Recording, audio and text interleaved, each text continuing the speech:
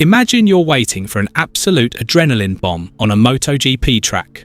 But what you actually see looks more like someone who's just learning to ride a bicycle for the first time, super cautious, painfully slow, and not yet showing anything of his trademark flair. That was the very first impression picked up by Toprak Razgatlioglu's manager, the legendary Kenan Sofuoğlu, when the Turkish star rolled out onto the Valencia circuit for the post-season test. Before we dive any deeper into the analysis, don't forget to smash that like button if you're into MotoGP content and hit subscribe so you never miss the latest on Toprak and the rest of the grid. Toprak Razgatlioglu has finally made his public debut in the MotoGP world during the Valencia post-season test. It was a massive day. Everyone was dying to see how the three-time WorldSBK champion would get on with the toughest challenge in motorcycle racing. Yet, despite all the hype, it's clear there's still an awful lot of work to do, at least according to the man who knows him best, his manager, Kenan Sofuoğlu. Sofuoğlu, a five-time World Supersport champion himself, didn't mince his words. What he saw in Valencia simply wasn't the Toprak we all know. There was roughly 1.3 seconds between Razgatlioglu's best lap and Raul Fernandez, who topped the timesheets that day, a gap that screams he's nowhere near his limit yet. According to Sofuoğlu, the reason the real Toprak was missing is pretty straightforward: fear. In his eyes, Toprak was riding extremely cautiously. He's very scared at the moment, but he's still there, Sofuoğlu said. With only one V4 bike available to Toprak in the Yamaha garage right now, it naturally limits just how aggressive he can afford to be. Sofuoğlu is confident, however, that Toprak's true style, the one that made him untouchable in WorldSBK, will come roaring back in time. He believes that after a few more tests, we'll start seeing those trademark extreme stoppies under braking, huge slides, and full throttle aggression that we've all come to love. For now, though, they're deliberately taking a sensible, measured approach. They're not piling pressure on Toprak to be instantly at the sharp end.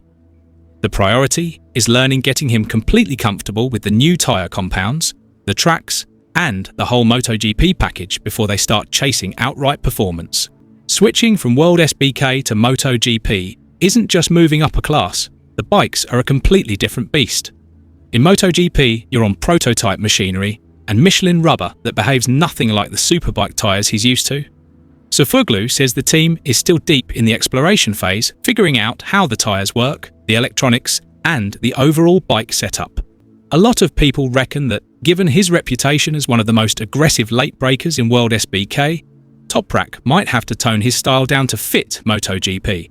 Sofuoğlu flatly rejects that idea. It's not about changing Toprak's style, it's about him unleashing it when he's fully comfortable and understands the bike properly. Despite the cautious start, Sofuoğlu is setting the bar sky high. By the 2026 season, he wants Toprak fighting right at the front of the Yamaha lineup. Among the 4 Yamaha riders, he wants Toprak to be top of the list.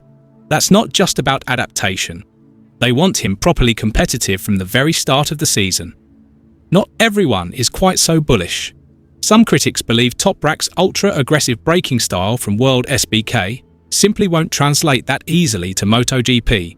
Sofuoğlu is well aware of the doubters, but remains convinced that the classic Toprak flair will resurface. There's also the timing issue. Veteran MotoGP manager Carlo Panat previously suggested Toprak might have been better off delaying his MotoGP debut by a year to arrive more prepared.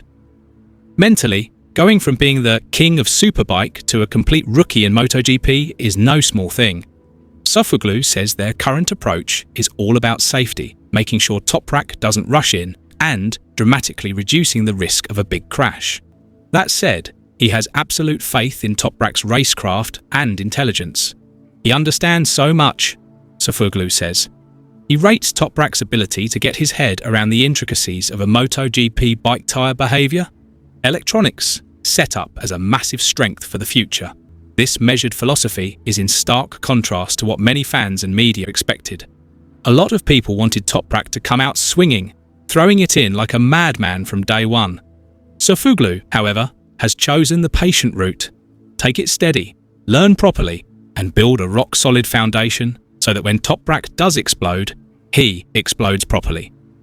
Looking ahead, Sofuoğlu is adamant that after a few more tests, Toprak will start showing his full potential. He fully expects the Turk to start pulling those insane late-braking moves, massive slides, and all the aggressive riding that made him famous. The target is ambitious, to go toe-to-toe with Fabio Quartararo, Yamaha's most experienced and successful rider right now. If Toprak can truly make friends with the bike and consistently unleash his aggressive style, there's every chance he becomes a serious threat within the Yamaha camp. Of course, it all hinges on how quickly and how well he adapts to the MotoGP bike's character and how much support the team gives him during this learning curve. Because, as Sofuoğlu puts it, right now we're learning an awful lot. When the time is right, we'll push. In summary, although Toprak Razgatlioglu has now appeared on a MotoGP track in public for the first time, what we saw in Valencia was far from the best version of him. Kenan Sofuoğlu has been crystal clear. This is still very much the learning phase, not the full-on aggressive debut some people were hoping for. Sofuoğlu is certain that once there have been a few more tests and Toprak feels truly at home with the bike and the tyres, that trademark style, extreme braking, fearless moves and raw bravery will return. The goal? To make Toprak one of Yamaha's frontrunners by the 2026 season, potentially even challenging the big names like Quartararo. What do you reckon? Is Sofuoğlu's slow and steady strategy absolute genius, or is it overly cautious for a rider of Toprak's caliber? Are you optimistic that Toprak can properly shock the MotoGP world in 2026, or are you worried he might struggle to break into the sharp end? Drop your thoughts in the comments, and don't forget to share this piece with your fellow MotoGP mates. Welcome to GP Talks. Don't forget to subscribe and press the bell icon for more updates.